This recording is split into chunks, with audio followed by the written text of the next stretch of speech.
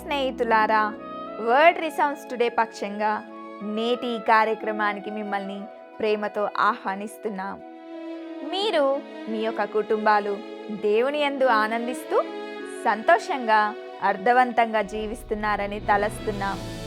ఈ క్రమబద్ధమైన అధ్యయనాలను మీ జీవితాలకు అన్వయించుకుంటున్నారని ఆశిస్తున్నాం.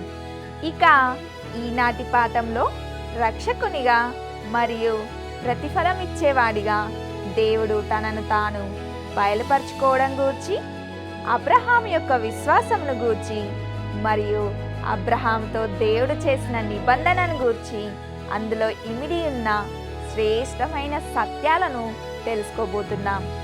ఇక సందేశాన్ని విందామా?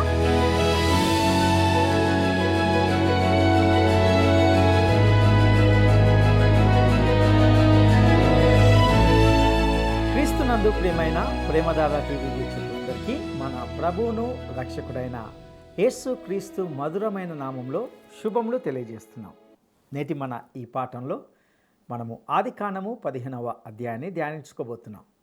ఇందులో దేవుడు తనను తాను ఒక ఢాలుగా మరియు బహుమతిగా వెల్లడించడాన్ని చూస్తాం. అదేవిధంగా అబ్రహాము యొక్క విశ్వాసమును గూర్చి, అబ్రహాముతో దేవుడు చేసిన నిబంధనను గూర్చి ఇందులో మనం గమనిస్తాం. ఈ 15వ అధ్యాయంలో మనము బైబిల్లోని అత్యంత ముఖ్యమైన ఘట్టాల్లో ఒకదాని వద్దకు వస్తాం. ఇక ఆదికాండము 15వ అధ్యాయము 1వ వచనాన్ని గమనిద్దాం. ఇవి జరిగిన తరువాత యెహోవా వాక్యము అబ్రామునకు దర్శనమందు వచ్చి, అబ్రామా, భయపడకుము, నేను నీకు కేడెము, నీ బహుమానము అత్యధికమగునని చెప్పెను. ఇక్కడ దేవుడు అబ్రామునకు ప్రత్యక్షమవడం ఇది 4వసారి. దేవుడు ఈ మనిషిని తీర్చిదిద్దుతూ అతన్ని మరింత ముందుకు నడిపిస్తున్నాడు.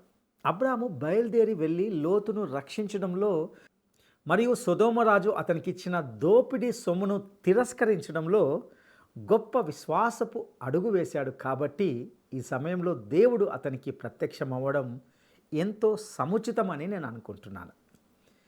ఇక్కడ అబ్రామా, భయపడకుము, నేను నీకు కేడెము అనే మాటను చూస్తాం.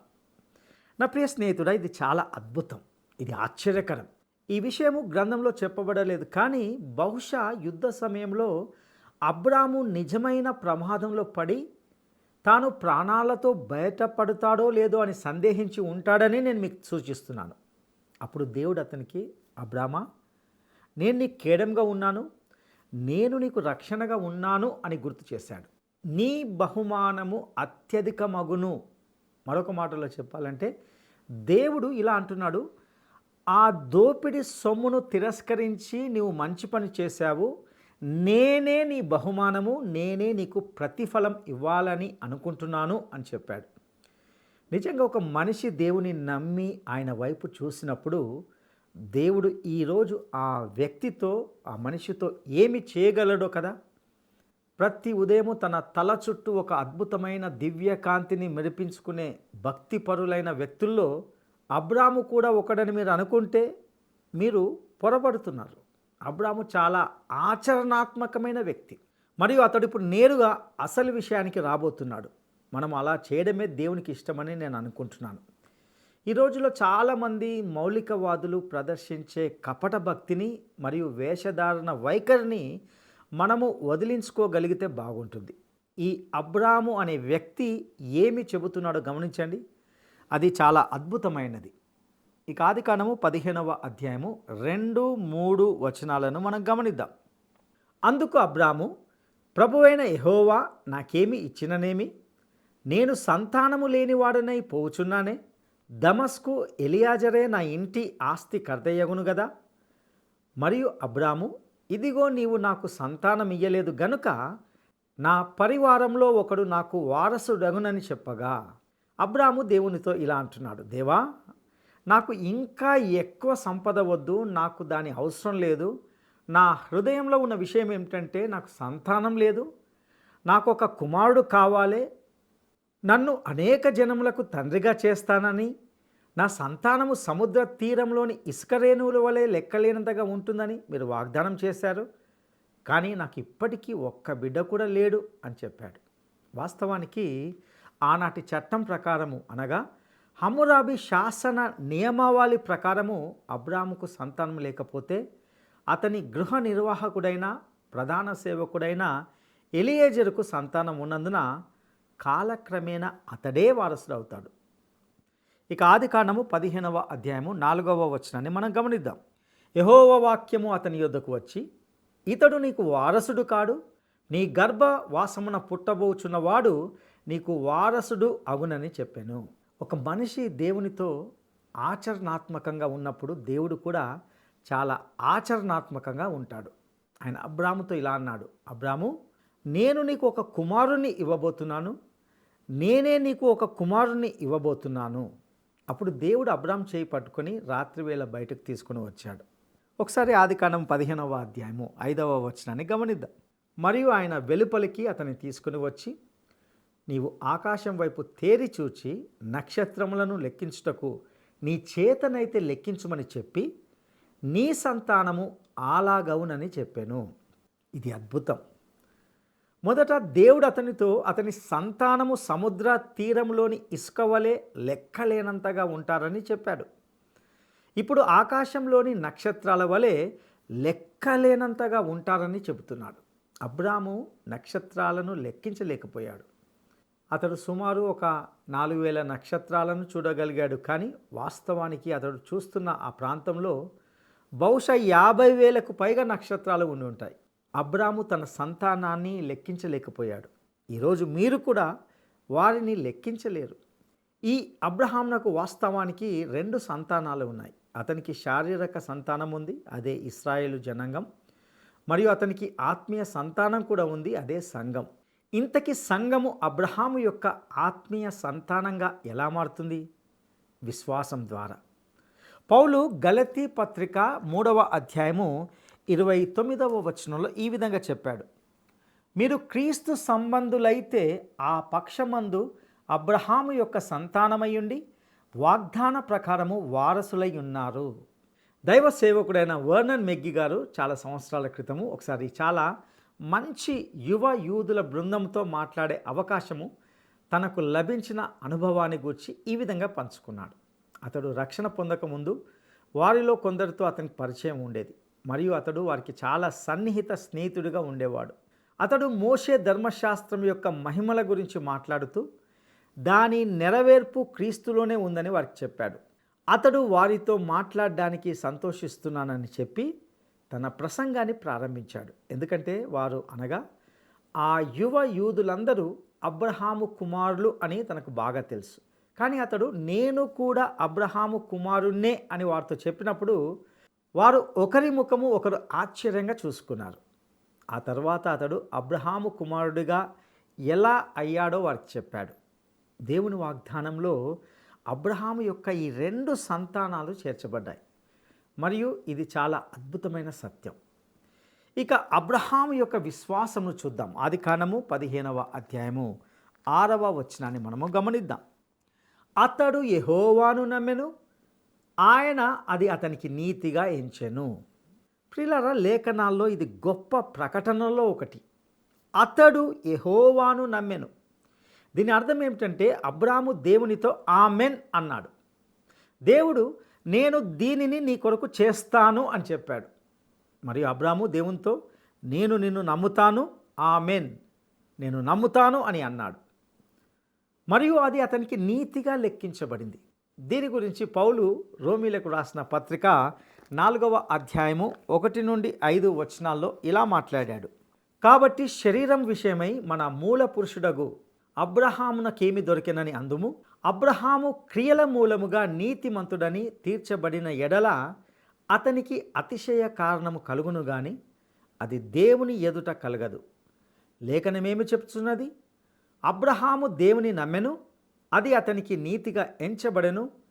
పని చేయువానికి జీతము రుణమే గాని దానమని ఎంచబడదు.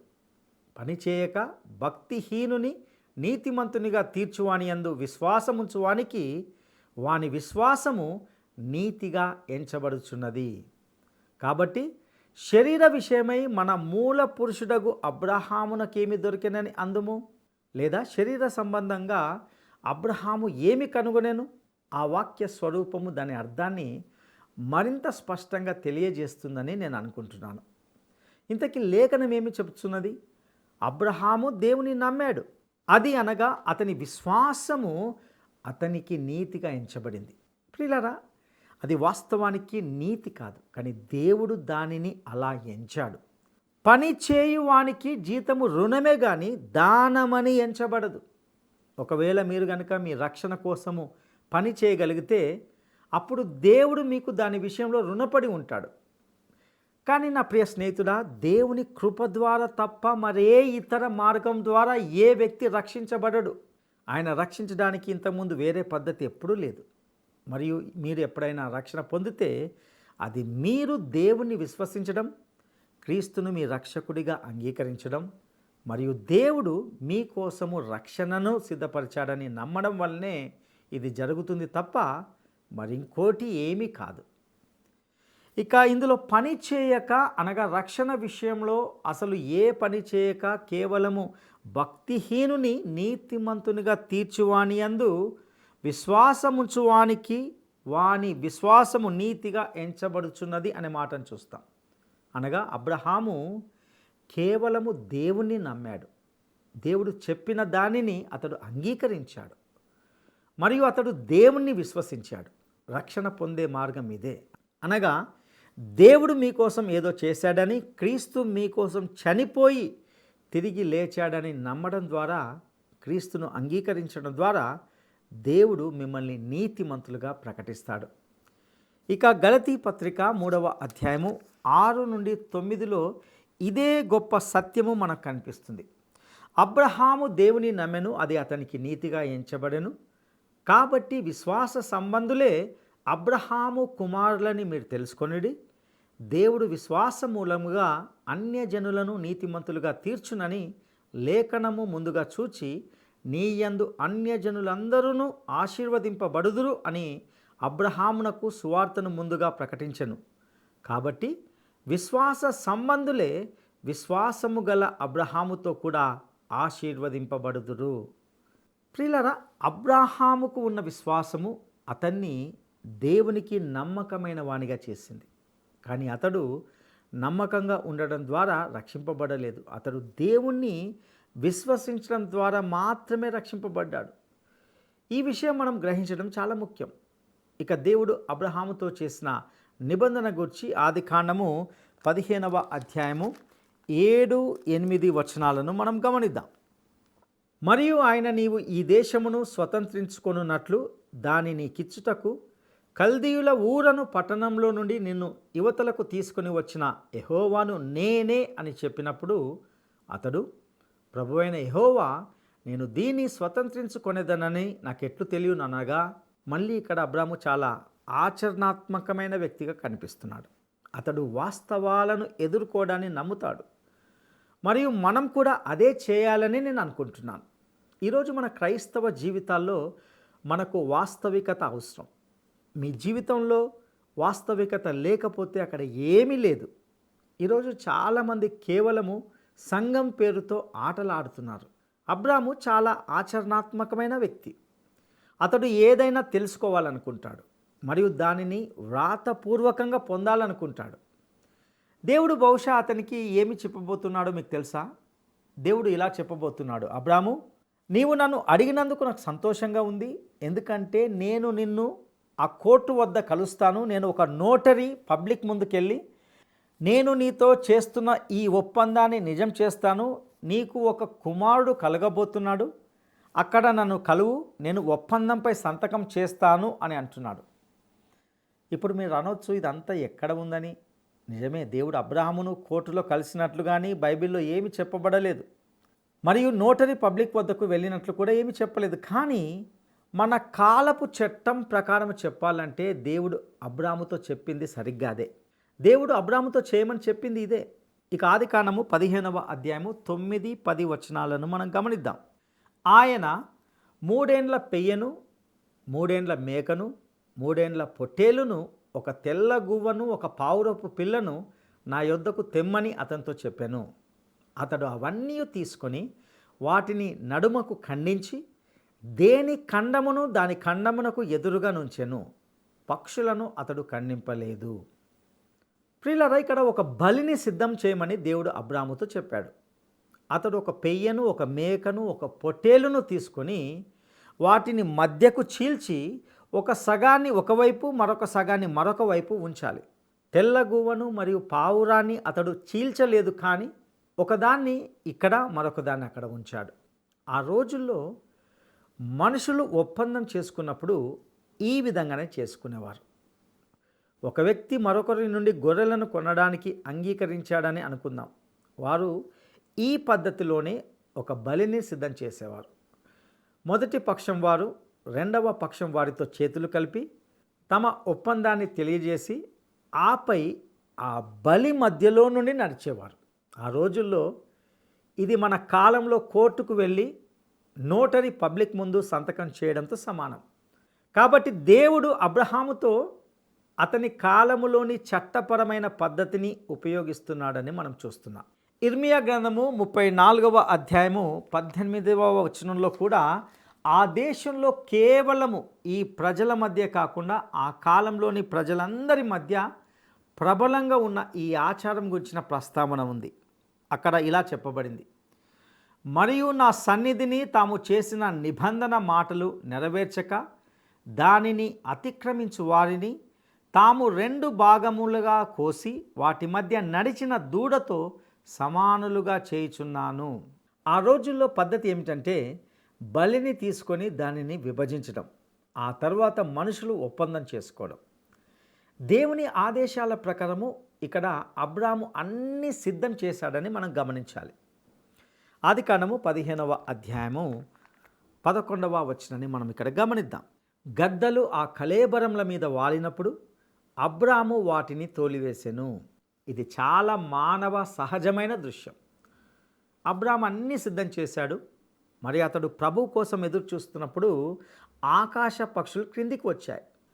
అవి ఆ కళేబరముల మీదకు వచ్చాయి.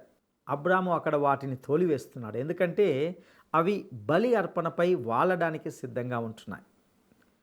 మీరు కనుక అక్కడ ఉండి ఆనాటి ఆచారం తెలిసి ఈ బలుల ప్రదర్శన అంతా చూసి ఉంటే మీరు అతనితో ఇలా అని ఉండవచ్చు, అయ్యా అబ్రహాం గారు, నీవు ఎవరితోనైతే ఒప్పందం చేసుకోబోతున్నావో ఆయన ఇంకా రాలేదు కదా, బహుశా ఆయన ఆలస్యం అయ్యారనుకుంటా అని ఎవరైనా అంటే అబ్రాము ఇలా చెప్పి ఉండేవాడు, లేదు, ఆయన ఆలస్యం అయ్యారని నేను అనుకోవడం లేదు, పనులన్నీ సిద్ధం చేయమని ఆయన నాకు ముందే చెప్పారు, ఒప్పందం చేసుకోవడానికి ఆయన ఇక్కడికి వస్తానని కూడా చెప్పారు అని చెప్పి ఉండేవారు. ఇక ఆదికాండము 15వ అధ్యాయము 12వ వచనాన్ని మనం గమనిద్దాం. ప్రొద్దుగుంకబోయినప్పుడు అబ్రాహామునకు గాఢ నిద్ర పట్టెను, భయంకరమైన కటిక చీకటి అతని కమ్మగా. అబ్రాహాము నిద్రలో స్తంభించిపోయి అలా పక్కకు పడుకోబెట్టబడ్డాడు. అతడు ఒప్పందం చేసుకోవాల్సి ఉన్నప్పుడు దేవుడు అతన్ని నిద్రలో స్తంభింపజేయడం చాలా వింతగా అనిపిస్తుంది. కానీ ఇది ఒక అసాధారణమైన ఒప్పందం. దేవుడు ఏదో వాగ్దానం చేస్తున్నాడు కాబట్టి ఆ బలుల మధ్య నుండి ఆయనే వెళ్తాడు. కానీ అబ్రాము ఏమీ వాగ్దానం చేయలేదు కాబట్టి అతడు వాటి మధ్య నుండి వెళ్ళడు. అబ్రాము కేవలము దేవుని విశ్వసించాడు అంతే. 2000 సంవత్సరాల క్రితము దేవుడు తన కుమారుణ్ణి పంపినప్పుడు సరిగ్గా అదే జరిగింది. తండ్రి అయిన దేవుడు లోకాన్ని ఎంతగానో ప్రేమించి తన ఏకైక కుమారుని ఇచ్చాడు. మరియు ఆ కుమారుడు భూమికి వచ్చి లోక పాపాల కోసం, అనగా నీ పాపం నా పాపం కోసము మరణించడానికి అంగీకరించాడు. తద్వారా ఆయనను విశ్వసించిన ప్రతి ఒక్కరు, అనగా యోహాను 3:16 ప్రకారము కేవలము దేవుడిచ్చిన ఆ బహుమానాన్ని అంగీకరించిన వారు మాత్రమే నశించిపోకుండా నిత్య జీవాన్ని పొందుతారు. 2000 సంవత్సరాల క్రితము ఒప్పందం చేసుకోవడానికి నేను అక్కడ లేను, కానీ తండ్రి అయిన దేవుడు మరియు కుమారుడైన దేవుడు అక్కడ ఉన్నాడు. మరియు కుమారుడు శిలువ వద్దకు వెళ్ళి నా పాపాల కోసం మరణించాడు. నేను పాపము చేత స్తంభించిపోయాను. నేను ఏమీ వాగ్దానం చేయలేకపోయాను, మీరు కూడా చేయలేకపోయారు. ఇక్కడ అబ్రాము కూడా ఏమీ వాగ్దానం చేయలేదు. ఒకవేళ దేవుడు అబ్రహాముతో, అబ్రామా, నీవు ప్రతి రాత్రి ప్రార్థన చేస్తానని వాగ్దానం చేస్తే నేను నీ కోసం ఇది చేస్తాను అని చెప్పాడు అని అనుకుందాం. ఒకవేళ అబ్రాము ఒక రాత్రి ప్రార్థన చేయడం మర్చిపోతే ఆ ఒప్పందం రద్దయిపోతుంది, అది భగ్నం అవుతుంది. కాబట్టి అబ్రహాము తన వంతు వాగ్దానాన్ని నెరవేర్చాల్సిన అవసరం లేదు. కానీ దేవుడు తానే తన వంతు పని చేస్తానని చెప్పాడు. మరియు ఆయన మనిషిని కేవలము ఒక్క పని చేయమని అడుగుతున్నాడు. ఆయనకు ఆమెన్ చెప్పమని, అంటే ఆయనను విశ్వసించమని ఆయన అడుగుతున్నాడు. మీరు దేవుణ్ణి మరియు ఆయన చేసిన దానిని విశ్వసించాలి. నా ప్రియమిత్రమా, దేవుని విశ్వసించడమే రక్షణ. చాలా సంవత్సరాల క్రితము ఒక ప్రియమైన తల్లి ఉండేది. ఆమె కొడుకు ఉన్నత విద్య నిమిత్తము విదేశాలకు వెళ్ళి తిరిగి వచ్చేసరికి అతడు ఒక నాస్తికుడిగా మారిపోయాడు. ఆమె ఆ కుమారునితో మాట్లాడి దేవుడు ఎంత గొప్పవాడో చెప్పింది, మరియు తన రక్షణ గురించి తనకు పూర్తి నమ్మకం ఉందని చెప్పింది. ఆ కొడుకు సందేహపడడం మొదలుపెట్టాడు. కొద్దిగా చిరాకు పడ్డాడు. చివరికి అతడు, అమ్మా, నీవు రక్షించబడ్డావని నీకెలా తెలుసు? నీ చిన్న ఆత్మకు ఏమాత్రం విలువలేదు అన్నాడు. అతడు ఆమెను విశ్వం యొక్క విశాలత్వంతో పోల్చడం మొదలుపెట్టి దేవుడు ఆమె గురించి పూర్తిగా మర్చిపోగలడని, కాబట్టి ఆమె తన రక్షణ గురించి ఖచ్చితంగా చెప్పలేదని అన్నాడు. అప్పుడు ఆమె ఏమీ మాట్లాడలేదు. కేవలము కొడుకుకు ఆ అల్పాహారాన్ని వడ్డిస్తూ, చివరికి వడ్డించడం పూర్తయ్యాక ఆమె అతనితో పాటు కూర్చొని ఇలా అంది, చూడు నాయనా, నేను దాని గురించి ఆలోచిస్తున్నాను. బహుశా నువ్వు చెప్పింది నిజమే కావచ్చు. బహుశా నా చిన్న ఆత్మకు పెద్దగా విలువ లేకపోవచ్చు. బహుశా దేవుని విశాలమైన విశ్వంలో ఆయన నన్ను అస్సలు పట్టించుకోకపోవచ్చు. కానీ ఒకవేళ ఆయన నన్ను రక్షించకపోతే నేను కోల్పోయే దానికంటే కూడా ఆయనే ఎక్కువ కోల్పోతాడు. నేను కేవలము నా అల్పమైన చిన్న ఆత్మను మాత్రమే కోల్పోతాను, కానీ ఆయన తన కీర్తిని కోల్పోతాడు. ఎందుకంటే ఆయన నా ఆత్మను రక్షిస్తానని ఆయనే వాగ్దానం చేశాడు. ఆయనే దానికి అంగీకరించాడు. ఆయనను విశ్వసించువాడు ప్రతివాడు నశించక నిత్య జీవం పొందినట్లు అని దేవుడే ఆ వాగ్దానం చేసినాడు. దేవుడే ఆ ఒప్పందం చేసుకున్నాడు అని చెప్పింది. ఇక ఆదికాండము 15వ అధ్యాయము 13, 14 వచనాలను మనం గమనిద్దాం. ఆయన నీ సంతతి వారు తమది కాని పరదేశమందు నివసించి ఆ దేశపు వారికి దాసులుగా నుందురు. వారు 400 ఏండ్లు వీరిని శ్రమ పెట్టుదురు. వీరు ఎవరికి దాసులవుదురో ఆ జనమునకు నేనే తీర్పు తీర్చుదును. తర్వాత వారు మిక్కిలి ఆస్తితో బయలుదేరి వచ్చెదరు. లేఖనాల్లో హెబ్రీ ప్రజలు 3 సార్లు దేశం నుండి వెళ్ళగొట్టబడతారని ప్రవచించబడింది. ఇది మొదటిసారి. వారు తిరిగి ఆ దేశానికి వస్తారని కూడా ప్రవచించబడింది. మరియు ఈసారి వారు అలాగే వచ్చారు. ఆ తర్వాత బబులోను చెర సంభవించింది. వారు చెరలోనికి తీసుకొని వెళ్ళబడ్డారు మరియు వారు తిరిగి వచ్చారు. క్రీస్తు శకము 70వ సంవత్సరంలో యెరూషలేము నాశనం చేయబడింది. మరియు 3వసారి వారు చెల్లా చెదురయ్యారు. అప్పటి నుండి వారు ఇప్పటికీ తిరిగి ఒక్కటిగా చేర్చబడలేదు. ఆ దేశంలో వారి ప్రస్తుత ఉనికి ఏ విధంగానూ లేఖనాల నెరవేర్పు కాదు, కానీ దేవుని వాక్యం ప్రకారము అది ప్రవచించినట్లే వారు ఏదో ఒకరోజు అందరూ తిరిగి వస్తారు.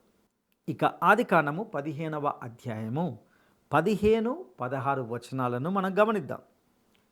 నీవు క్షేమముగా నీ పితరుల యొద్దకు పోయెదవు, మంచి వృద్ధాప్యమందు పాతిపెట్టబడుదువు. అమోరీయుల అక్రమము ఇంకను సంపూర్ణం కాలేదు గనుక నీ 4వ తరము వారు ఇక్కడికి మరలా వచ్చెదరని నిశ్చయముగా తెలుసుకొనుమని అబ్రాముతో చెప్పెను. వారు గొప్ప సంపదతో ఐగుప్తు నుండి బయటకు వచ్చారు, కానీ అబ్రాము దానిని చూడడానికి బ్రతికి ఉండడు. అది వాస్తవమే. దేవుడు అబ్రాముతో ఇలా అంటున్నాడు, నేను నిన్ను ఇప్పుడు ఈ దేశంలోకి తీసుకొని రాలేను, ఎందుకంటే నేను అమోరీయులను కూడా ప్రేమిస్తున్నాను మరియు వారు నా వైపు తిరగడానికి నేను వారికి ఒక అవకాశం ఇవ్వాలని అనుకుంటున్నాను అని చెప్పాడు. అమోరీయులు తన వైపు తిరుగుతారేమో చూడడానికి దేవుడు వారికి 400 సంవత్సరాల సమయాన్ని ఇచ్చాడు. ఇది చాలా సుదీర్ఘ కాలం కాదంటారా?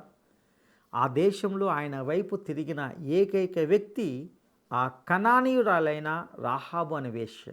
ఆమె దేవుని వైపు తిరిగింది. ఆమె ఆయనను విశ్వసించింది. దేవుడు మిమ్మల్ని చేయమని అడిగేదంతా ఆయనను విశ్వసించడమే. దేవుడు అమోరీయులకు ఈ గొప్ప అవకాశ కాలాన్ని ఇచ్చాడు. ఇక ఆదికాండము 15వ అధ్యాయము 17వ వచనాన్ని మనం గమనిద్దాం. మరియు ప్రొద్దుగుంకి కటిక చీకటి పడినప్పుడు రాజుచున్న పొయ్యియు అగ్ని జ్వాలయును కనబడి ఆ ఖండముల మధ్య నడిచిపోయెను. ప్రియులారా, ఈ రెండు క్రీస్తుని గురించి మాట్లాడుతున్నాయి. రాజుచున్న పొయ్యి నిస్సందేహంగా తీర్పును గురించి మాట్లాడుతుంది. అగ్ని జ్వాల ఆయన లోకానికి వెలుగుగా సూచిస్తుంది. ఇక ఆదికాండము 15వ అధ్యాయము 18 నుండి 21 వచనాలను మనం గమనిద్దాం.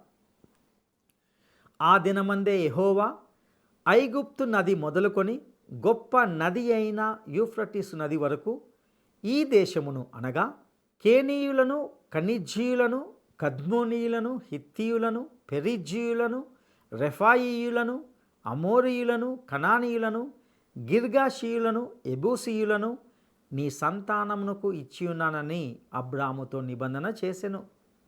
ప్రియులారా, దేవుడిప్పుడు అబ్రాముకు తాను వాగ్దానం చేస్తున్న దేశాన్ని గుర్తించాడు. ఇంతకీ అబ్రాము ఏమి చేస్తానని వాగ్దానం చేశాడు? ఏమీ లేదు. అతడు కేవలము దేవుణ్ణి విశ్వసించాడు. మరియు మీరు మీకోసము ఆయన చేసిన దానిని విశ్వసిస్తే దేవుడు మిమ్మల్ని కూడా రక్షిస్తాడు. కృప ద్వారానే ఆయన మిమ్మల్ని రక్షిస్తాడు. దేవుడు ఇప్పుడు తన అబ్రాముకు వాగ్దానం చేస్తున్న భూమిని గుర్తించి చూపిస్తున్నాడు. ఇంతకీ అబ్రాము ఏమి చేస్తానని వాగ్దానం చేశాడు? ఏమీ లేదు.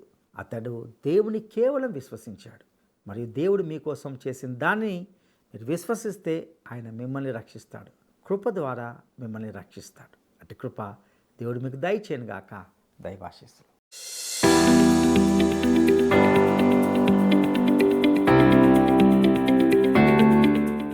తనకు సంతానం కలగకపోతే తన ఆస్తికి వారసుడిగా ఎవరు ఉండబోతున్నారని అబ్రాము దేవునితో అన్నాడు.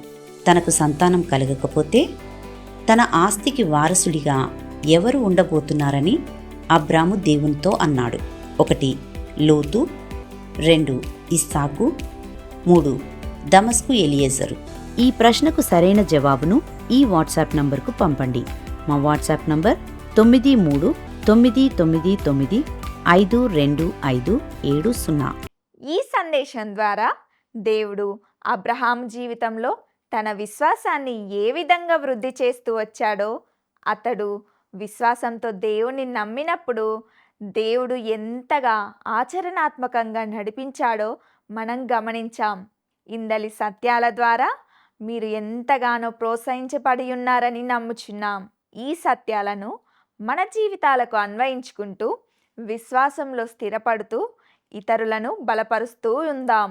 మరిన్ని లోతైన సత్యాలను తెలుసుకోవడానికి లేక ప్రార్థన అవసరతలను తెలియజేయడానికి స్క్రీన్ మీద కనబడే ఫోన్ నెంబర్తో మీరు మమ్మల్ని సంప్రదిస్తారు కదూ.